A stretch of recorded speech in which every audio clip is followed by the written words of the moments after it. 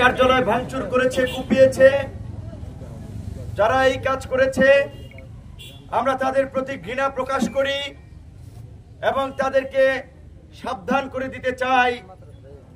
Fascist Awami League, Chhatra League, Jubo League, পান্ডা লীগ যারা এই যে জনগণের উপর অত্যাচার নির্যাতন করেছে, উৎপাত করেছে, তাদের ঠিকানা কিন্তু এখন এই বাংলায় হচ্ছে না। তারা কিন্তু অনেকেই দেশ ছেড়ে পালিয়েছে, এলাকা ছেড়ে পালিয়েছে।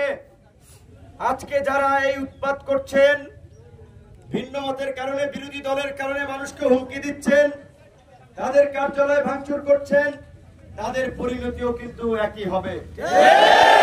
মনে রাখবেন, যেই নদীতে জোয়ার আসে সেই নদীতে ভাটাও কিন্তু হয়। ওই যে গ্রামে কথা বলে, এক মাঘে শীত যায় না। সুতরাং গণ অধিকার পরিষদ নতুন সংগঠন, দুর্বল লোকেরা দল করে, ভদ্র নম্র লোকেরা দল করে, তাই বলে হুমকি ধামকি দিয়ে ভাবছেন থামিয়ে দিবেন। শেখ হাসিনা এবং শেখ হাসিনার পুরো রাষ্ট্রযন্ত্র আওয়ামী লীগও কিন্তু গণ অধিকার পরিষদকে থামাতে পারে না। সুতরাং আপনারা যারা এগুলো করছেন, নিজেদের বিপদ ডেকে আনছেন, নিজেদের করুণ পরিণতি ডেকে আনছেন। আমরা এলাকায় কোনো রাজনৈতিক বিভাজন, সংঘাত, সহিংসতা চাই না। তাই আমরা ধৈর্য ধরছি, তাই আমরা কাউকে কিছু বলি নাই। মনে রাখবেন, আপনি একজনকে 5 হাত দৌড়ানি দিতে পারলে আরেকজন কিন্তু 3 হাত দৌড়ানি দিতে পারল।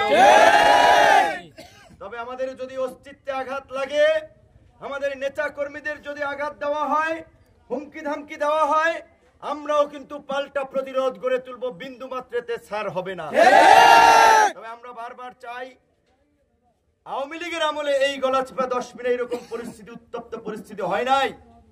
আজকে যারা আছি দেশে, সবাই আওয়ামী বিরোধী রাজনৈতিক দল, আওয়ামী লীগের দ্বারা অত্যাচারিত নির্যাতিত দল।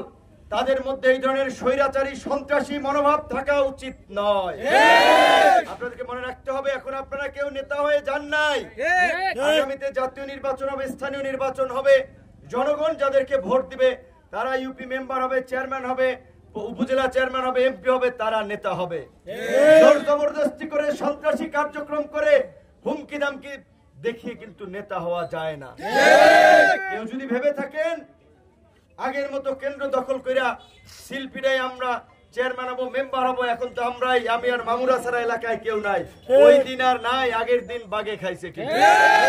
আমাদের সেই হাসান বাহিনীর কিছু মামুনের গ্রুপ আমাদের সেই গণ অধিকার পরিষদের কার্যালয়কে নৃশংসভাবে রান্দাও বগি দিয়ে অফিসটাকে কোপাইয়ে জেরা করে আমাদের ফেসবুক ব্যানার সব শেষ করে দিয়েছে।